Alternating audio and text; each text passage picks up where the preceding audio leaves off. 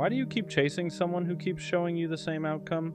At some point, you have to pause and really ask yourself that question, not from a place of anger, not from a place of judgment, but from a place of honesty, because deep down you already know the answer. You're not chasing them because they want you. You're chasing them because you're hoping they eventually will, and that hope can be dangerous when it's built on nothing but mixed signals and empty gestures. If someone truly wanted you, you wouldn't feel confused all the time. You wouldn't be constantly questioning where you stand. You wouldn't be overanalyzing every delayed reply or short message, wondering what you did wrong. Interest doesn't hide. Effort doesn't disappear. People make time for what they care about. A lot of the time, the person you're chasing doesn't actually want a relationship with you. They want the attention. They want to feel desired. They like knowing someone is thinking about them, checking on them, choosing them. But that doesn't mean they're choosing you back. And that's a hard truth to accept, especially when you've already invested your emotions. The more you chase, the more power you give away. You start bending your boundaries. You start lowering your standards. You start accepting behavior you would never tolerate from someone you weren't emotionally attached to. And slowly, without even realizing it, you teach them that they don't have to show up for you to keep you around. Self-respect isn't about being cold or heartless. It's about knowing when to stop pouring into a cup that's never going to fill you back up.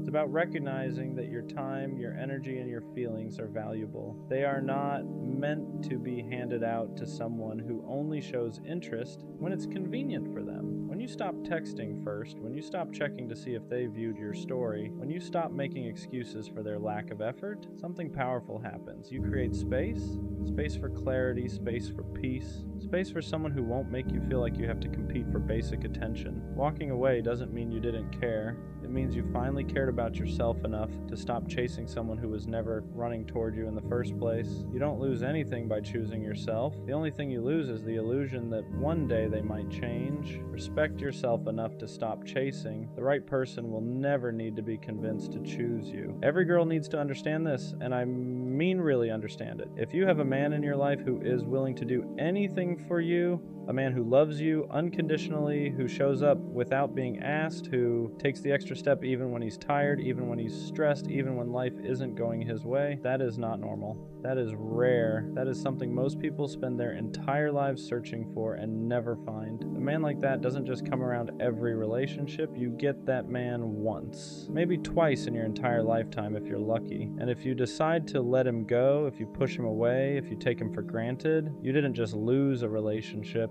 You fumbled something special in ways you won't fully understand until it's gone. We're living in a generation where a lot of guys are completely fed up with love. They've been lied to, cheated on, emotionally drained, and replaced like they were nothing. So now they move different. They become colder, they become nonchalant, they stop loving the way they used to because every time they did, it cost them something, not because they wanted to hurt anyone, but because that's what the world taught them to do, just to survive. So when you find a man who still loves deeply, who still cares, who still communicates instead of shutting down, who doesn't disappear when things get hard, who doesn't make you question where you stand, you need to understand how rare that really is. Some people don't know how to handle good because they've never been shown good before. Chaos feels normal to them. Peace feels boring. Stability feels unfamiliar. So when something healthy finally shows up, they self-sabotage it, they test it, they disrespect it, they assume it's replaceable. And don't get it twisted. Guys do this too. But if you have a good man, don't play with that blessing. Don't think you can treat him however you want and he'll always stay. Don't think his patience is unlimited. Don't think his heart won't eventually get tired. Pull the petty shit to the side. Learn how to grow. Learn how to communicate instead of argue. Pay attention to the small things he does because those small things are how he shows his love.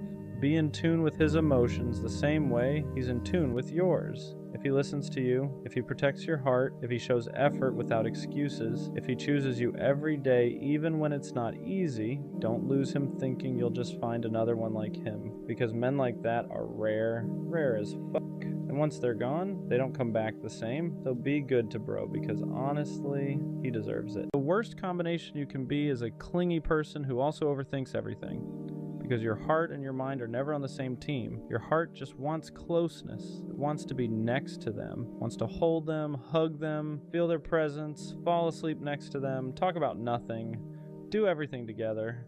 You don't want space, you want connection, but your mind Your mind never shuts up. Your mind is constantly running scenarios you never asked for. What if I'm doing too much? What if I'm annoying her? What if she needs space and I'm suffocating her? What if she hasn't texted back because she's tired of me? So you're stuck in this loop where you want to be close, but you're scared that wanting closeness is the very thing that might push her away. You want to text her, but you stare at the screen for 10 minutes before sending it. You want to call her, but you stop yourself because you don't want to seem needy. You want to ask her to hang out, but you tell yourself, nah, I already saw her yesterday. Don't do too much. And that's the part nobody talks about. Being clingy doesn't mean you're insecure. It doesn't mean you're weak. It usually just means you love deeply. But when you overthink on top of that, love starts to feel like walking on eggshells. Every little thing becomes something you analyze. Her tone, her response time, the way she said goodnight, the way she didn't say it the same way she did before. And your mind takes that tiny detail and turns it into a full-blown story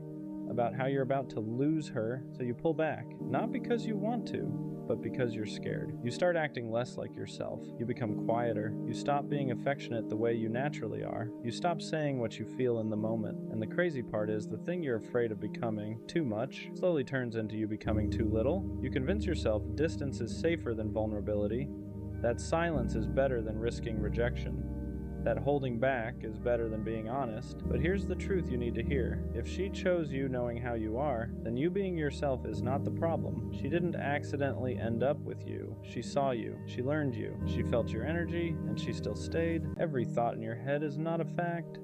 Just because your mind says something doesn't make it true. Your mind is trying to protect you from pain, but sometimes it protects you so hard that it sabotages the very thing you care about. Love isn't about constantly shrinking yourself so someone doesn't leave. Real love isn't built on fear. If someone truly wants you, your affection won't scare them away. Your presence won't be a burden.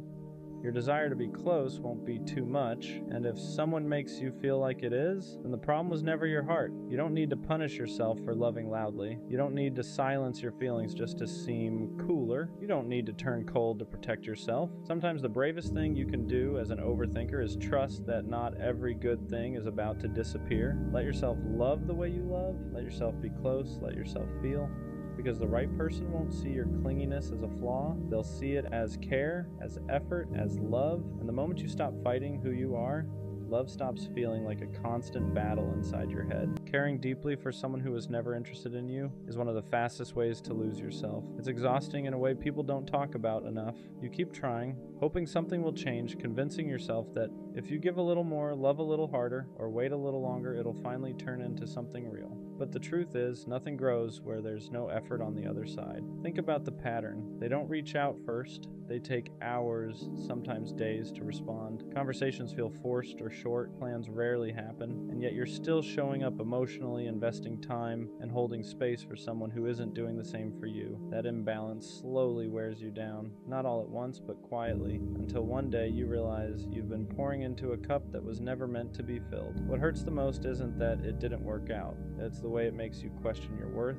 You start wondering why you weren't enough or what you could have done differently, but the reality is your value was never the issue. Interest can't be forced, and connection can't be created by effort alone. Staying where you're not wanted teaches your mind to accept less than you deserve. It makes rejection feel familiar. It turns hope into habit and disappointment into routine, and over time it chips away at the way you see yourself. That's why walking away isn't giving up. It's choosing to protect your peace. If someone doesn't want you, believe them, not because you're lacking, but because the right person won't make you question where you stand. They won't leave you guessing. They won't make affection feel like a reward you have to earn. Letting go doesn't mean it didn't matter. It means you're finally allowing yourself to move towards something that does. Stop holding on to potential that only exists in your head. Stop trying to read meaning into small gestures or brief moments of attention. Consistency is clarity, and when you finally choose to step back, you'll notice something important. Your energy returns, your confidence rebuilds. You remember who you were before you started shrinking yourself to fit into someone else's indifference. Choose the path that leads you to someone who wants you without hesitation. Choose yourself. And if you can still listen, even when it's hard, there's still a way back.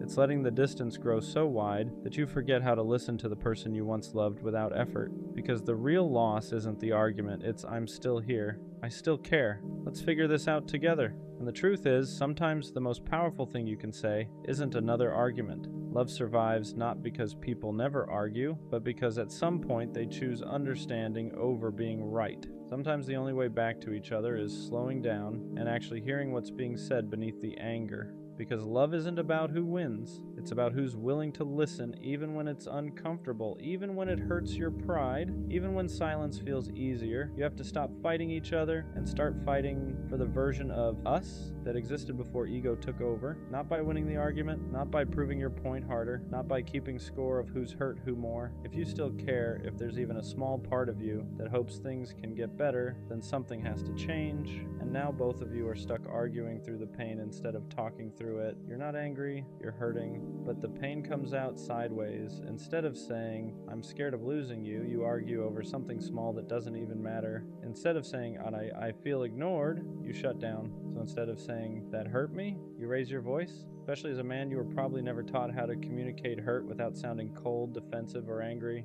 I don't want to lose you. That storm where both people are tired, emotionally drained, misunderstood, and too hurt to say the one thing that actually matters. Every real connection goes through this phase. But here's the part nobody really talks about. You just want to feel seen again. You want to feel like your feelings still matter, like the version of you that made them laugh, that made them feel safe, that made them choose you is still there, somewhere underneath all this tension. You don't want to argue, you don't want to push them away, you don't want to feel distant from someone who used to feel like home. What hurts the most is that deep down, neither of you actually wants this. Now it feels like every conversation is a competition. You're fighting to be heard, they're fighting to be right, and while you're both swinging, nobody's actually winning. You miss when things were easy, when you could sit in silence together and it didn't feel awkward, when laughing came naturally, when being around each other felt safe, not stressful, and you miss how it used to be. You look at each other and it doesn't feel soft anymore, it feels tense, like you're walking on eggshells trying not to set the other person off. It's about tone, it's about who said what, who felt disrespected, who's wrong, who needs to apologize first. The texts start feeling colder, shorter, dry. Calls don't last as long anymore, and when you do talk, it's not about love, it's not about missing each other, it's not even about how your day went. Like you could say something as simple as, good morning, and by the end of the conversation, it's, why are you talking to me like that? Or, what's your problem? You ever reach that point in a relationship where everything somehow turns into an argument?